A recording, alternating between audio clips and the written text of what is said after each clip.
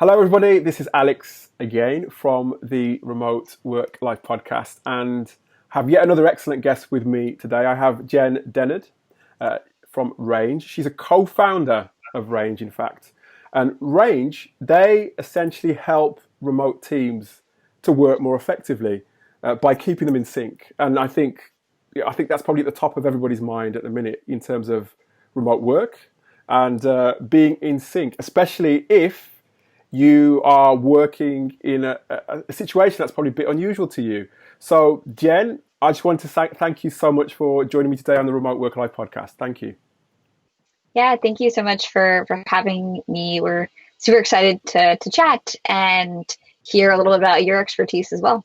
Excellent. Yes. And we can talk a bit about me, but I want to learn lots more about you as well, lots more about Range, because in fact, I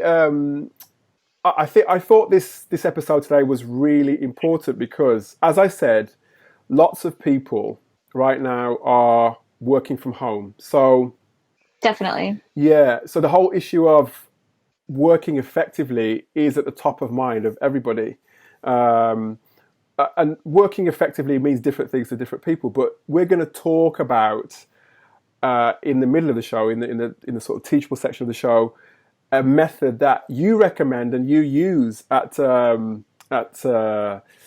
Range. And the other thing about you that really interested me today was because you used to be, or you're usually, a co-located team. Is that right? yeah. So like many companies, we historically have been a mix of co-located and remote teammates, where the majority of our folks were in our San Francisco headquarters, though we're 10 people, so headquarters, with an asterisk. And during the COVID-19 crisis, we have shifted entirely to remote and even let go of our office space. So we are entirely officeless right now.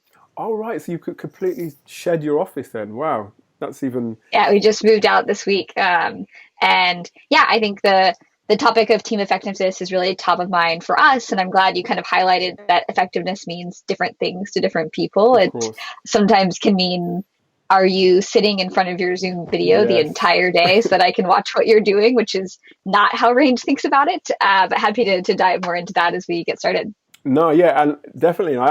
I'm also intrigued as well. I mean, we wanted you on here because we wanted to know about Range, but what about you? Tell us about you. How did you get to Range, to becoming a co-founder of Range? Because I see you have a mixed background. You've done some teaching, you've done some management consulting, and you've been in people ops. So a great blend of skills there that have brought you to be now co-founder of Range. Tell us how you got to Range. Yeah, I think like many people, when you look back at your background, you're like, I did do a variety of things, but they all kind of made sense at the time. I'm originally from a manufacturing town in Georgia in the United States. And so grew up in kind of a very different world from Silicon Valley, and ended up out here after kind of graduate school in political economy and doing some financial consulting, and was really interested in this question of how you build an effective culture and an effective company, and started doing some consulting with companies kind of from the YCs of the world, or kind of much larger tech companies as well, and ended up going in-house at a company called Medium, which is a blogging platform, where I led our organization design, and where I met one of my co-founders, Dan. He was leading engineering at the time, and ended up teaming up with our third co-founder, Braden, who's out of Google Ventures, where he led the design sprint process. And it's been interesting, I think, growing up in a manufacturing town to where I am now. There's certain ways of working that are very traditional and in many ways established because they've been successful at running large companies in different ways. But what we all observed at many of the tech companies and the way larger companies was shifting was a shift towards distributed or remote work, a shift towards more innovation and autonomy on the teams, where individuals are making more decisions, an increased need for strong, high bandwidth communication, caring about culture and engagement.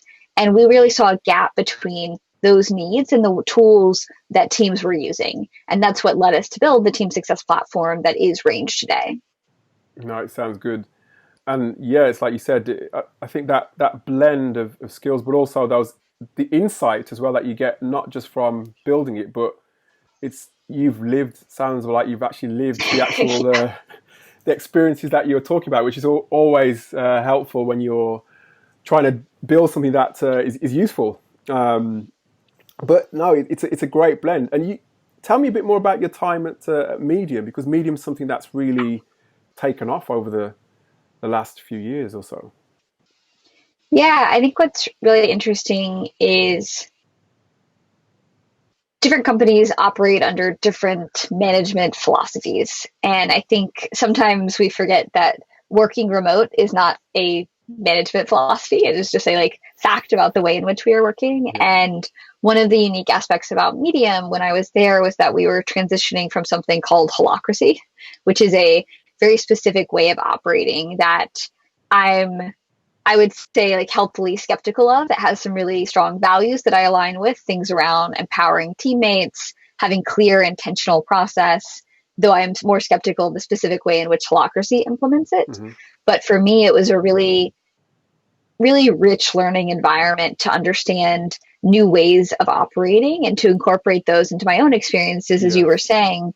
And that's one of the things that is I think quite unique about Range and the software that we build. We are not just saying, hey, here's how Google or here's how Airbnb does something, and we're going to implement that in the software and tell everyone to do it. Instead, we actually pull in experiences from lots of different types of companies, including nursing or medium or large companies like Google and Airbnb, along with research from organizational psychologists and management work and things of that nature to actually build a product that is intentional in how it guides people. And so, yeah, we are definitely a process nerd and an org nerd, which I'm sure will be apparent if it's not already by the end of this podcast. No, it's just exactly what we wanted for the podcast, so don't worry about that. That's brilliant. No, I think it's an interesting story, but the other thing is an interesting method of working, like you said. And like you said, everything, all of these different building blocks have basically shaped you into this great business that is Range at the moment. And what I suppose the other thing is I want to find out about you, Jen, before we move on, is what was really the what was the motivation for you behind setting up Range? Yeah, what was the motivation? Yeah, I think when we first started Range, there were a couple different factors for the team at large and then for myself. So Hmm. we saw this honestly this waste of human capital or humans in terms of the experience at work. So having people kind of grinding out their lives day to day in jobs where they were not enjoying themselves and where they were not realizing their own full potential, and nor were the companies. They were kind of struggling to fix their culture or fix these different problems. And what we saw in the market was a lot of people doing surveys or things to better understand what was going on, but not solve the root problems underlying these issues.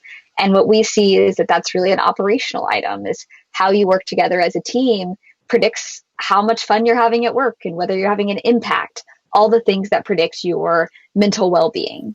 And so that was a really key reason for us to start the company. And I think for myself personally, it's been an added nuance to that is the integration of work and being a person, that like we have emotions, we Yeah. have feelings when we talk to people, and I have to deal with, my fiance yelling on his work call right now or things like that. And I felt that growing up kind of around more traditional businesses, this separation of who you are from who you can be at work felt really disingenuous to me. And I feel like there was this big opportunity for work to be a more humane place, and that having software that nudges you in that direction can be a really powerful way to drive broad change versus kind of one-on-one coaching or things like that that can be a little bit slower. Hmm.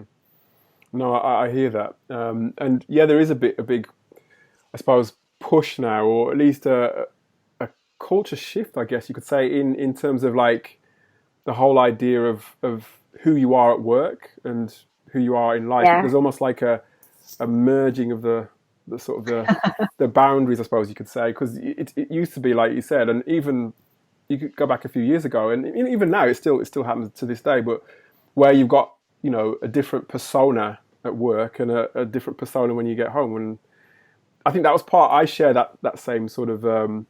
That was one of my pushes. Actually, was actually what you just mentioned in terms of I felt as though I was really sort of had to be a different person almost in those two scenarios. So yeah, well, Yeah. thank you for sharing that with us. Thank you. What I want to know as well, as I said, we were talking about remote work today, and as you said at the top of the call, you said that you're now fully remote. How has that been? Mhm. How has that sort of transition been for you over the last few weeks?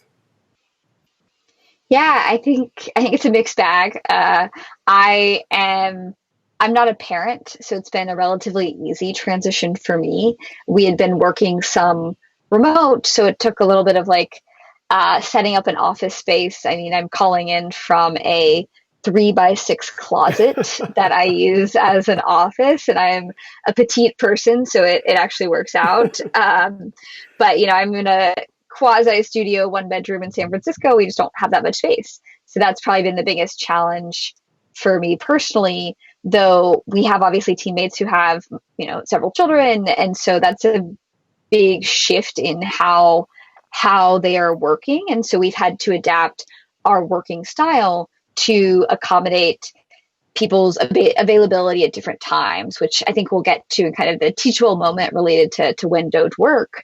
But what's been interesting is to think through the lens of how you break down the workday into moments where you have collaboration, moments where you have focus time, moments where you get to socially connect, and how you can architect that routine for yourself and for the team, which sometimes happens naturally in an office space where you share that physical kind of moment. And instead, with remote, you have to create that. And I Hmm. think we've done some of that intentionally and obviously had a great deal of experience with it due to our product. But like any team, we've had growing pains and have had moments where it's like, oh, we just need to hop on a call because we Hmm. are annoying each other and we should probably talk this out. So I think it's starting to stabilize some, but I think it's significantly harder for different people on the team based on their personal circumstance. Definitely. And I had a call last week with Laura Farrow, and we were talking just about the very same thing in the sense that it's different for different people. Each person's experience is different, especially now. I mean, this is even more amplified now, isn't it? Because uh, there are no alternatives to being at home. Well, there are alternatives, but the main Right. area of work is in the home. So I think by the sounds of it, you're taking an approach where you're I suppose it sounds like you're very empathetic towards the rest of your team, and you're trying to help each member of your team with their different circumstances. Would you say? Yeah, I think one of the one of the aspects of inclusion that I find really important in the workplace and kind of my background related to consulting with companies is often around diversity and inclusion is meeting people where they are. Hmm. That not everything actually has to be the same for everyone. So some people working from, you know, 9 to 5 is actually ideal. That's how their personality works. They prefer that structure. Some people are dealing with kids, and so working 2 hours, 11 to 1, and 2 hours here, like that actually is quite effective for them. And so the real need is to align around what time you do need to work together. Similar to how companies are figuring out how to have some people in the office if their work is, physical based, or they need to have people there. I think there's this transition that we're all making of like, okay, what work needs to be overlapping or needs to be physical location or physical office versus what can be done at home or on off hours where we're independent from one another. And I'm happy to talk through more specifically kind of what we mean by windowed work and how we apply that at Range. Hmm. Yeah, I'm looking forward to that segment actually because I'm going to learn a thing or two myself. And like I said before, if you're listening now, when you're listening now and you're trying to figure out you're a manager, you're trying to figure out yourself how best to, I guess, help your team to be at their most effective. I think this is really something I've not heard of it put in the sort of term as windowed work, but this is something that I think could really be useful to you. So keep listening. Just one more question before we get onto that section. I mean, have your Yeah. views of remote work changed at all since the whole onset of the Yeah. lockdown? I was just speaking with someone about this morning. I think for many people, and myself included, it's been an aha moment where you realize that when you put in the effort and the intention, remote work can be just as effective as working together in person, assuming, of course, you're in a situation where you are able to do your work over a computer or at home. What I think has been an interesting learning is when we say work, what do we mean? We often think it's the tasks associated with getting work done or moving the project forward. But really, work is this experience that we all share together, and it includes getting tasks and projects done. It includes joking about the most recent sports game or the crazy TV show that's happening, like Tiger King. It includes being creative and coming up with ideas or side projects. It is this whole encompassing experience. And I think the initial shift to remote work for many teams was, how do we just do the tasks separately? How do we ensure that we collaborate on the tasks? And what is now becoming a clear understanding is, how do we capture that whole work experience? Hmm. How do we create the truly remote office instead of just the remote task management Yes. software? And that's obviously why we built Range, to help facilitate that. But it's definitely, I think, been an aha moment still for me to be like, oh, there's all these different moments. And it is, I think, worth recognizing that everyone isn't just experimenting with working from home right now. We are experiencing a global pandemic and being forced to stay home and work. And that's very different from a normal situation where you're able to work from home and you can go to coffee shops, you can potentially have your kids be actually at school or Yeah. things of that nature. And so I think those two things are very entangled and kind of enmeshed with one another right now. But it's definitely been an aha moment for what is possible and also what we may still need to grow on. Love that. Absolutely love that. Yeah, it is. I think lots of people before they started doing remote work. I'm not necessarily saying this to you, but they had probably preconceived ideas of what it was, and Yeah. it's probably changed. And well, I've been working remotely myself for a few years, Yeah. and it's not just about productivity. All the conversations seem just about how much work you can get done, when you can get it done. But it's like you said, it's about all the things that contribute to that, and it's creating, the right atmosphere and getting the right people together, and Hmm. the tools just actually support that, don't they? And so yeah, Yeah. I love that little piece there. I'm going to be using that bit for my little segment. So I love that. But let's move on, Jen, shall we? Because this is a bit I really wanted to know more about myself and share with the remote work life audience, and that is, how can we?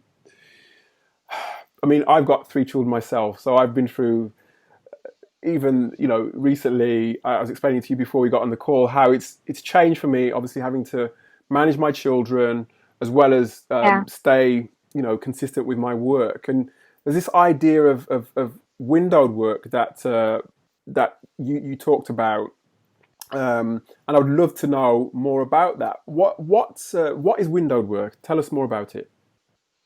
Yeah. So windowed work actually came out of, I think, my co-founder's experience being a father and having he actually just had his second child Congratulations as to the him. coronavirus epidemic was kind of starting. And so really kind of came out of his experience and pushed Range to accommodate that and to rethink how we were working. And what we saw was that this idea of kind of the 9 to 5 or 9 to midnight, depending on your company, uh, working day is in many ways a holdover from all needing to be in manufacturing. And that is an extremely powerful way to do work when you kind of need to all be collaborating on it physically or at the same time. But in kind of knowledge work, it's often the case that there's a mix of different types of work. So you have moments where you are collaborating with someone like this, where we are creating something together. You also have moments where you are heads down on an individual task, moving it forward, where you are sketching out that specific design and kind of ideating on your own, or you are executing on kind of the company financials and finalizing those to share out. And those moments are less collaborative. You kind of are just your own kind of autonomous unit doing that. And what we found is that those don't all need to be one after the other throughout the day. And so the principle of windowed work is that you can have specific time set aside for collaboration. Like, here is my zone, like 11 a.m. to 3 p.m. Those are the hours where I'm specifically available for collaboration with others. That's when I can attend meetings. That's when you can ping me and expect an immediate response. Now, there's another set of hours, which are kind of the second zone, where I'm working, but I'm also potentially distracted a bit. So, like when you are, caring for a child, but also answering some Slack messages, like Oh yeah. that kind of in between world where you're like, cool. And so people can expect a delayed response, and you may be collaborating. You're probably doing some work independently, or you made a little bit of support, etc. And then there's moments, of course, where you're completely offline. You are dealing with your personal life, or just doing the things that are not work related, or you just need focus time on something that you specifically need to set aside time where you don't want to be in communication with others because you need to focus. And our kind of realization was that allowing people to set up their own cadence for that during the week or during the day is really powerful in terms of inclusion. It allows people who are parents to set up that structure and allows you to align the different times. So we really strongly recommend starting out by writing it down. So being like, cool, you've got a 15-person team. What are people's different schedules? Like, somebody has to take care of their kids in the morning and then they hand off to their partner, or someone is caring for a family member, or things of that nature. And so how do you align where, okay, every week, these are our 3 meetings that everyone has to attend and that we need to make work so that we can get the planning, the collaboration, the retroing all done, and then help raise empathy for people's schedules outside of that. So it's really helpful because when I ping one of my coworkers, I know that he has specific hours he's online, but the other hours are mixed because he is caring for his child. And so that changes my expectations. It also changes how I plan my work, because I know that if I need to collaborate and I need something from someone else, there's a specific set of hours where I Yes. can do that. So I can't be pinging someone at 11 p.m. being like, hey, can you send me this thing just because I happen to be working? Instead, that time needs to be during a specific overlap. And I think that intentionality shifts how we work and just shifts expectations. But once you've done that, it makes it really easy and really natural. And it's much less stressful than being pinged all day to collaborate or to engage with others. No, it's good as well that you've. This is something that you've. Is this something that you've recently instilled into the practice, or is that, were you sort of heading in that direction anyway? Was it all prompted by the whole Yeah, remote work? it's been something that we've done, I would say, informally since we got started. We have been always been a flexible workplace, very not a like butts and seats place. And so it was pretty common for someone to be like, oh, I'm going to work from home this afternoon, or I've got to hop off for this doctor's appointment or something of that nature. Our team is a big fan of therapy, which I think, hopefully spreads to the whole world. But I think what has come with COVID-19 is a formalization of that process and much more documentation, because there are just much more things going on that people need to handle. And I think that kind of reduces people's anxiety to share what's happening and helps raise empathy for it, instead of just having the miscommunication where you're trying to get information from someone and they're not responsive or things of that nature. And yeah, so I would say it's been a practice, but the formalization has been more recent. And you mentioned the documentation of that. So Mhm. does that mean you're okay? So you've got your. How does that? Yeah, tell me about your documentation. I don't want to second guess with how you go about that. How does that work? Yeah, so when we think about setting up a system like this, you could imagine it being chaos, right? Where like everyone's working or collaborating, but it's at different times. Like Yes, one person's at 9 a.m., one's at 10, exactly. one's at Yeah, 11. Like that doesn't work super well. yeah. And to some extent is what's happening when you don't write it down, right? That someone is offline because they needed to get groceries, which is its like own ordeal right now. Hmm. And what we found was that writing individual handbooks where it's like, here's how to work with Jen. Here are her top Oh, priorities wow. that she focuses on. Here are the times that she's available for collaboration. Here are other things that you might need to know. Like, I, for instance, shared that I have hip problems and I'm getting hip surgery in a few weeks. And so that means that sometimes I need to walk around because sitting all in the same position is difficult for a long period of time. And so if I ask to do a one-on-one walking or kind of on the phone instead, like that's what's underlying that. And that's the type of things that we include in our handbook beyond just working hours that really helps create a level of empathy and understanding for what's going on in someone's life that allows you to then better work effectively together. And yeah, yeah, that's kind of a key part. And we have a few other things that we kind of recommend to do that well and help make it not a chaotic situation. No, I love the idea of the handbook, and it's many of the best remote teams. Anyway, they document things so that they're Exactly. readily available, freely available. It sounds like you guys are taking to it like a duck to water in terms of your your transition from co-located to remote. But I love that idea of creating individual handbooks so each person within the team can see when, where, or what somebody else is doing at any given time. I love that, really do. Yeah. And okay, and another thing you mentioned just before, because there are four steps of windowed work Mm-hmm. which you mentioned before, but before that you mentioned something about you guys believe in. In fact, sorry, let me take another step back. So I think this whole process of documentation, of windowing your work, that is a real stress reliever. That like takes a lot. I can imagine that takes a lot of anxiety away from a lot of different people because not only are they sort of their work is set up in a way that suits them, but everybody else can see what they're doing, and it kind of it manages people's expectations, doesn't it, in terms of who's available when or what X person is doing at any given time, right? Yeah, I think one of the big things at work is like certainty and feeling like you have a sense of your work and also like what's expected of you. Hmm.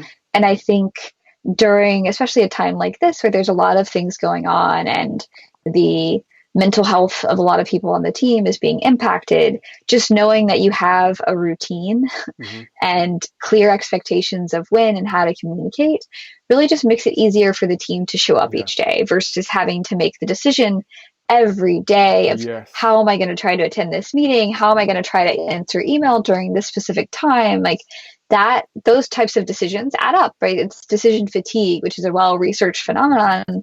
And it's also just on top of everyone dealing with the personal impact of COVID-19 on their families, on loved ones, on all of those things. And so I think what we can do to help our teams have routines to help them plan their day and focus is a gift. It's not just about helping them be more effective or productive from a work standpoint. It's about helping them have an easier time showing up in the world each Hmm. day. Love it. What are the four steps then that you say will help windowed work to work? Yeah. Yeah. So as I said, I think step one is like write it down, have a handbook, have a way in which you're documenting the intent, which also will help you flesh out any misalignment. Like if someone's like, I will collaborate for this 15 minutes and I'm offline the rest of the day, it might be like, okay, that wasn't my expectation. So it helps prompt those conversations in a depersonalized way. Step two is really around the day to day experience. So we found that having a moment to check in with the team is really important. So we encourage asynchronous check ins. So we do that through Range, which is a one of our features is a check-in product where you do a daily stand-up of sorts, where you share what you're planning to do, what you did yesterday, and you take a moment to connect personally with the rest of the team. And we find that's really helpful for lowering the bar for communicating about what's going on and giving room for these chaotic opportunities for collaboration. So it's really hard for me to know that you're working on something that I might be able to help with or something that overlaps with my work if I don't know what you're doing. And so daily check-ins, which have been used by product dev teams for years now, are starting to spread to a lot of different types of teams because it just helps have that moment of alignment. The next step is around connection. So with doing windowed work, it's easy to start to feel disconnected. So one of the advantages of all being in the office 9 to 5 is that you are inherently connecting with each other socially. Like you can't not talk to each other. And when you are working kind of different hours, it's easy to miss the beat a little bit or to have those moments of misalignment or feeling lonely. And so we recommend scheduling in specific connection time. And you can do that in different ways that meet the person where they are. Maybe it's a fun Slack channel where you share gifts or have specific structured conversation there. Or it can be things like having a specific coffee in the morning, like 9 a.m. every day is an optional moment to check in with each other. Or at the end of the day, that's part of what our team does. And it's been really meaningful because you get to interact with people you don't normally. Like there are certain people that on the team I have meetings with regardless. Like we're always going to touch base because we have to work together a lot. Whereas there are other people who I mostly saw in the context of an office. And so having social moments can be really powerful there. The last item is really about, I think, to circle back to the point you made around how to be effective while working remote and generally how to be effective as a team. And that relates more to goals. So if you've kind of got the habit of you're like, hey, we've written down what we're going to do, we're checking in on our work day to day, we're feeling connected, then the question is like, are you all going the right place together? Like one of the things that is true about particularly innovation-oriented work is that you're often dynamically steering and not changing direction, but, turning a little bit. And what is true is that can be harder when you aren't connecting as much or you don't have as much collaboration time because you can be focused on just getting that next item out. And so one of the things that we recommend is taking time to really invest in your goals and invest in ensuring that those are the right ones and that you are tracking them and checking in on them regularly. And that's, again, of course, another feature in Range is the connection from your daily check-ins to these longer term goals so that you're actually pushing that work forward and you know that you're pushing the right work. Part of the thing is you can say, okay, here was our goal pre-COVID-19, but now we had to shift. So what should it be now? And that I think really is about the longevity of windowed work being an effective way to work together for the long term, not just for a few weeks. No, that's wonderful. And talking about Range, I recommend going across to range.co to have a look at what Jen and Daniel Pupius, your co-founder? Dan Pupius and Braden Kowitz. Pupius. Dan is also British, so he would appreciate that. Dan Pupius. Have a look to see what they're doing. It looks like, to me, something that, you get lots of tools on the market right now and lots of people are pushing tools, but it's always good to talk to the people behind the tools to see what their philosophies are, the way they think. And that's why I wanted to have Jen on here today. And it just sounds like, Range is all about not just the actual mechanics of work. It's about people. It's about trying to put people first and trying to make essentially people's lives easier, so that their whole life essentially can be easy, not just the work aspect. So go across to range.co. And Jen, tell me, before we wrap up, you've got clients like Twitter, you've got Medium, you've got Mozilla. What does the future look like for Range? Yeah, I think we are really excited about this aha moment that everyone is having. I think we are glad that so many people are kind of interested in the remote work world right now. Obviously, we would have never in any wildest imagination wanted it to happen in this way. But what is powerful, we think, is this aha moment that people are having. And what we are excited about is this shift towards understanding people and how we work together and that advent. I think for Range, we have several features in terms of check-ins and objectives, and I'm really excited about that as a true work from home tool that people can use to make it feel like we're working in an office and that we have those still moments of social connection and engagement with one another. And it's just been really exciting for us to see a lot more teams start to use Range and see their experience with it. And, of course, also excited to get back outside and do things that we all like to do when we can. Of So course. kind of the nuance there of still excited for the normal world like the rest of everyone. Of course. Well, one thing is for certain, we will be keeping an eye on range.co, to see where you're going and what you're doing, what you and Dan are doing with Range. Jen, I want to thank you for joining me today on the Remote Work Life podcast. And all the best to you and Dan for Range for the future. Thanks so much. And thank you so much for having me. Looking forward to chatting further. Will do. Thanks, Jen.